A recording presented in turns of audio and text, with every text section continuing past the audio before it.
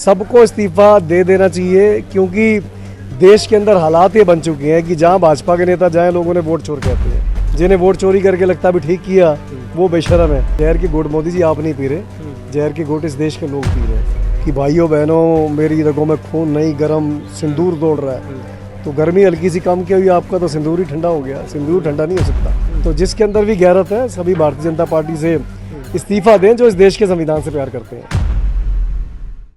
नमस्कार, नव राजनीति में आपका स्वागत है और आपके साथ मैं हूं नवदीप शर्मा। मणिपुर में जहां मोदी जी विजिट कर रहे थे, जहां उन्होंने बड़े बड़े वादे किए, वहीं पर एक खबर आ रही है कि 43 सदस्यों ने बीजेपी का सामूहिक बहिष्कार किया है। उन्होंने जो है सदस्यता छोड़ दी है। तो इसी पर ज़्यादा बातचीत के लिए आम आदमी पार्टी के विधायक यहाँ पे जर्नैल सिंह हमारे साथ मौजूद हैं। सर, क्या कहेंगे, ये जो इस्तीफा है मणिपुर में हार है एक तरीके से बीजेपी की?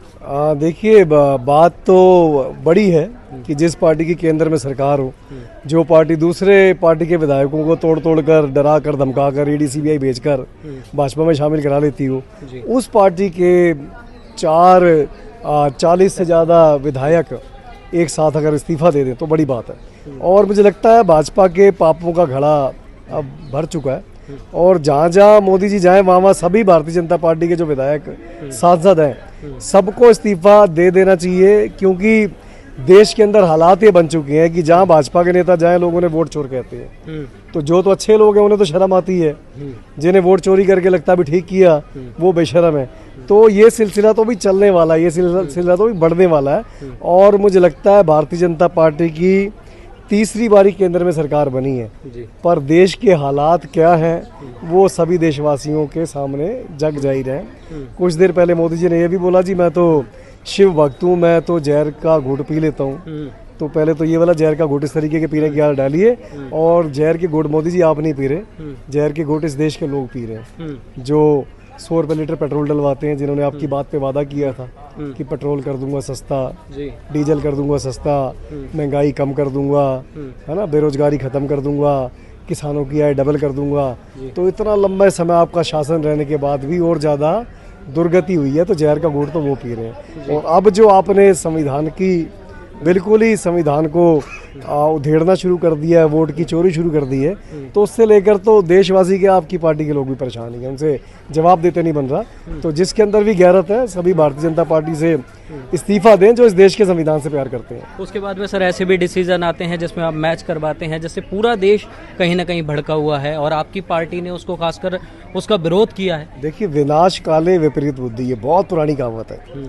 अब कुछ दिन पहले तक तो, अभी 2 महीने पहले की बात है, गर्मियों के दिनों में मोदी जी का एक भाषण आया था कि भाइयों बहनों मेरी रगों में खून नहीं गर्म सिंदूर दौड़ रहा है। तो गर्मी हल्की सी कम की हुई आपका तो सिंदूर ही ठंडा हो गया, सिंदूर ठंडा नहीं हो सकता।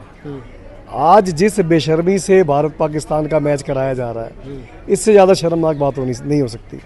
26 हमारे निर्दोष लोगों को पहलगांव में मार दिया गया, सीधा सीधा पाकिस्तान ने मारा।